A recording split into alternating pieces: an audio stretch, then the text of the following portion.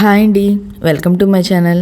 ఈరోజు వీడియోలో మార్గశిర మాసంలో లక్ష్మీ వారాల్లో లక్ష్మీ అమ్మవారికి పూజ ఎలా చేసుకోవాలి, అమ్మవారికి నైవేద్యంగా ఏమి సమర్పించాలి, ఇంకా పాటించవలసిన నియమాలు ఏంటి అనే అన్ని విషయాలు నేను ఈ వీడియోలో తెలియజేస్తాను అండి. మనకి కార్తీక మాసం ముగియగానే మార్గశిర మాసం అనేది ప్రారంభమవుతుంది. మార్గశిర మాసం గురించి చాలామందికి తెలియకపోవచ్చు అండి. కానీ ఈ మార్గశిర మాసంలో కూడా నెల మొత్తం పూజ అయితే చేసుకుంటారు అండి.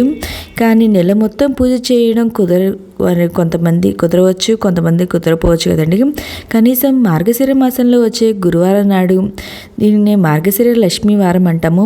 మనకి శ్రావణ మాసంలో వరలక్ష్మి వ్రతం ఎలా చేసుకుంటామో మార్గశిర మాసంలో గురువారాల్లో కూడా అలాగే లక్ష్మీ అమ్మవారికి పూజ అయితే చేసుకోవాలండి. మార్గశిర మాసంలో లక్ష్మీ అమ్మవారిని పూజిస్తే ఎంతో విశేషమైనటువంటి ఫలితాలు కలుగుతాయండి. సాక్షాత్తు అమ్మవారి ఈ మార్గశిర మాసంలో వచ్చే లక్ష్మీ గురువాల్లో అమ్మవారిని పూజించినట్లయితే లక్ష్మీ కటాక్షం తప్పకుండా కలుగుతుందని ఆ లక్ష్మీ అమ్మవారికి అమ్మవారు సెలవిచ్చారండి. తప్పకుండా మార్గశిర మాసంలో వచ్చే గురువారాల నాడు మనం లక్ష్మీ అమ్మవారికి పూజించినట్లయితే మనకి ఉన్న ఆర్థిక ఇబ్బందులు, రుణబాధలు అన్నీ తొలగిపోతాయండి. అమ్మవారికి అయితే ఈ లక్ష్మీ గురువారాలు మొత్తం 5 గురువారాలండి. వాటిలో 4 ఏమో మార్గశిర మాసంలో వచ్చే 4 గురువారాలు, 5వదేమో పుష్యమాసంలో వచ్చే గురువారం నాడు మొత్తం 5 గురువారాలండి ఈ పూజనైతే చేసుకుంటాము. అయితే ఈ గురువారాలు ఏ రోజున వచ్చాయి, ఏ వారం ఏ నైవేద్యం సమర్పించాలి అమ్మవారికి అనే అన్ని విషయాలు నేను మన ఛానల్లో ఆల్రెడీ వీడియో అయితే ఉందండి. ఒకవేళ ఇంట్రెస్ట్ ఉంటే ఒకసారి చూడండి. పూజ అమ్మవారికి ఏమేమి నైవేద్యం సమర్పించాలి, ఏ రోజున వచ్చింది లక్ష్మీ వారము అలా అన్ని విషయాలు ఆ వీడియోలో ఉన్నాయండి. ఈ పూజ అనేది మనం పూజా మందిరాలను చేసుకోవచ్చు, లేదా సపరేట్ పీఠమైనా ఏర్పాటు చేసుకోవచ్చు అండి. ఈ పూజనైతే మనం తెల్లవారుజామునే నిద్రకు లేచి ఇంటిని వాకిలిని అంతా శుభ్రం చేసుకొని ఈరోజు మనం తలస్నానం అయితే చేయకూడదు. అంటే తలకి షాంపూ అలాంటివి అయితే పెట్టకూడదండి. ఓన్లీ తల మీద నీళ్ళు అనేది పోసుకోవాలి. ఈ ముందు రోజే మన షాంపూతో స్నానం అనేది ఆచరించాలి. అయితే పూజా విధానం అయితే ప్రతి వారం ఒకేలానే ఉంటుందండి. కానీ నైవేద్యాలు మాత్రం మారుతూ ఉంటాయి. మనకి డిసెంబర్ 5వ తేదీ మొదటి గురువారం వస్తుందండి. ఈ రోజున మొదటి లక్ష్మీ వారం పూజ చేసుకోవాలి. ఈ పూజ మనం పూజ మందిరంలోనే చేసుకోవచ్చు, లేదా సపరేట్గా పీఠం ఏర్పాటు చేసుకొని చేసుకోవచ్చు అండి. నేనైతే ఇక్కడ సపరేట్గా పీఠం ఏర్పాటు చేసుకుంటున్నాను. ఎందుకంటే మనం ఇది వ్రతంగా 5 వారాలు అనేది చేసుకుంటాం కాబట్టి నిష్టగా మనం సపరేట్గా పీఠాన్ని ఏర్పాటు చేసుకుంటేనే మంచిదండి. నేను పీట పైన చక్కగా పసుపు రాసుకొని అష్టదళ పద్మ ముగ్గు వేసుకొని వాటిపైన ఒక క్లాత్ అనేది వేసుకున్నా అండి. క్లాత్ వేసుకొని పీట పైన 3 గుప్పెల బియ్యం అనేది వేసుకొని అమ్మవారి చిత్రపటం అయితే పెట్టుకున్నాను అండి. మీ దగ్గర అమ్మవారి విగ్రహం ఉంటే అదైనా పెట్టుకోవచ్చండి. లేదా మనం వరలక్ష్మి వ్రతం ఎలా ఆచరిస్తామో ఫేస్ పెట్టుకొని చీర ఎలా కడతామో అలాగే చీర కట్టుకొనైనా ఈ పూజ అనేది చేసుకోవచ్చండి. ఒకవేళ కుదరకపోతే దేవుడి మందిరంలో అయినా మనం ఈ పూజ చేసుకోవచ్చండి. నేను ఇక్కడ పీఠ ఏర్పాటు చేసుకుంటున్నాను. అమ్మవారిని చక్కగా పూలతో అయితే అలంకరించుకోవాలండి. అమ్మవారికి లక్ష్మీ అమ్మవారికి ఎరుపు రంగు పూలు అంటే చాలా ఇష్టం అండి. మీ దగ్గర అందుబాటులో ఉన్న ఎరుపు రంగు పూలతో కుదిరితే పూజ అయితే చేసుకోండి. లేకపోతే మీ దగ్గర దొరికిన వాటితో అమ్మవారికి అయితే చక్కగా అలంకరణ అయితే చేసుకోవచ్చు. అమ్మవారికి నేను ఇక్కడ నా దగ్గర కాసులు దండ ఉంటే అమ్మవారికి అదైతే సమర్పించండి. ఇంకా చిట్టి గాజులు మాలలు అలా ఉన్నా అవైనా పెట్టుకోవచ్చండి అమ్మవారికి. నేను ఇంకా వస్త్రాన్ని అయితే సమర్పించాను. ముందుగా మనం గణపతికి పూజ అయితే చేసుకోవాలండి. మనం చేసే పనిలో ఎటువంటి ఆటంకాలు ఉండకూడదని ముందుగా గణపతికి పూజ చేసుకోవాలి. నేను ఇక్కడ ఏకహారతితో కానీ అగరబత్తులతో కానీ దీపారాధన చేసుకొని గణపతికి పూజ అయితే చేసుకోవాలి. నేను అగరబత్తులతో దీపారాధన అయితే చేసుకున్నాండి. చేసుకున్న తర్వాత గణపతికి పూజ అయితే చేసుకున్నాను. గణపతికి ధూపం దీపం నైవేద్యంగా బెల్లాన్ని అయితే సమర్పించండి. ఇంకా మన దగ్గర కామాక్షి అమ్మవారి దీపం ఉంటే ఈరోజు తప్పకుండా పెట్టుకోండి కామాక్షి అమ్మవారి దీపాన్ని. అమ్మవారిని చక్కగా పూలతో అలంకరించుకొని దీపారాధన అయితే చేసుకోండి అమ్మవారికి కూడా. ఇంకా మన కుబేర కొంచెం ఉంటారు కదండి, ఆ కొంచెం ఉన్న ఈరోజు పూజలు అయితే పెట్టుకోవచ్చు, మీ దగ్గర ఉంటే పెట్టుకోండి. ఈ రోజున ముందుగా స్నానం ఆచరించి తెల్లవారుజామునే ద్వారబంధం దగ్గర దీపాలు పెట్టుకొని అమ్మవారి పాదాలు అయితే వేసుకోవాలండి. ద్వారబంధం దగ్గర వేసుకొని చక్కగా ముగ్గులతో అలంకరించుకోవాలి, అమ్మవారికి స్వాగతం పలకాలండి. తర్వాత ఆ పూజను అయితే ప్రారంభించుకోవాలి. మార్గశిర మాసంలో ముఖ్యంగా మనం అమ్మవారి పాదాలు వేసుకోవాలండి. మీ దగ్గర అమ్మవారి పాదాలు ఉంటే అవైనా పూజలో పెట్టుకొని పూజ అయితే చేసుకోండి, లేదా ముగ్గుతో కానీ కుంకుమతో కానీ అమ్మవారి పాదాలు అయితే వేసుకోండి.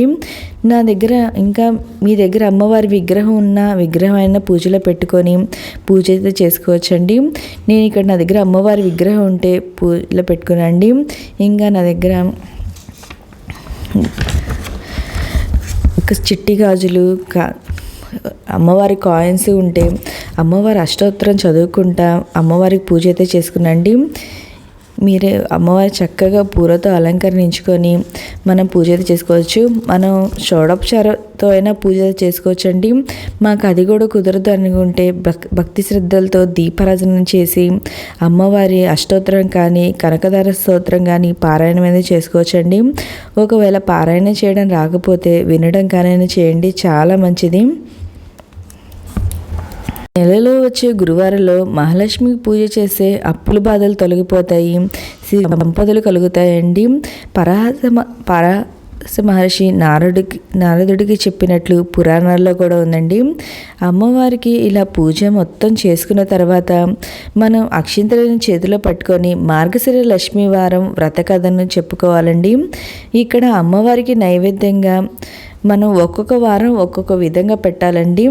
నేను అది కూడా ఒక వీడియో అయితే ఉందండి మన వీడియోలో, నేను డిస్క్రిప్షన్లో ఇస్తాను, ఒకవేళ ఇంట్రెస్ట్ ఉంటే చదువుకోండి, లేకపోతే నేను ఇక్కడ ఈ వీడియోలో తెలియజేస్తాను అండి.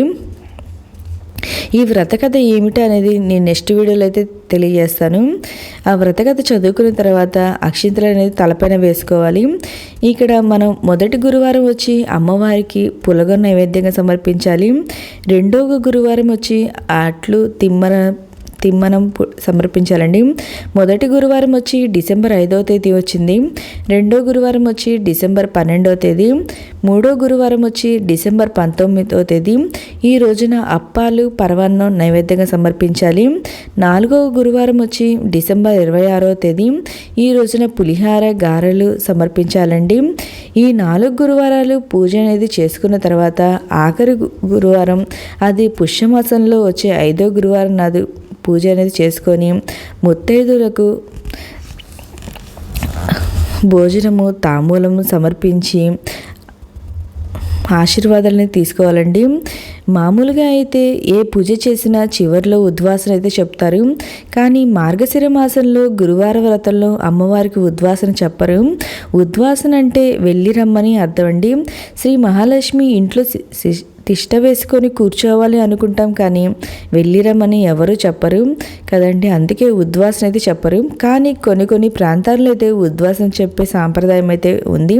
ఒకవేళ మీకు ఆచారాలు ఉంటే అమ్మవారికి ఉద్వాసన అనేది చెప్పవచ్చండి. ఈరోజు మనం ఉదయంనే పూజ అనేది చేసుకొని, కొంతమంది అంటే నెక్స్ట్ డే శుక్రవారం కూడా పూజ చేసుకొని శనివారం రోజు పీఠాన్ని అయితే కదిలిస్తారండి.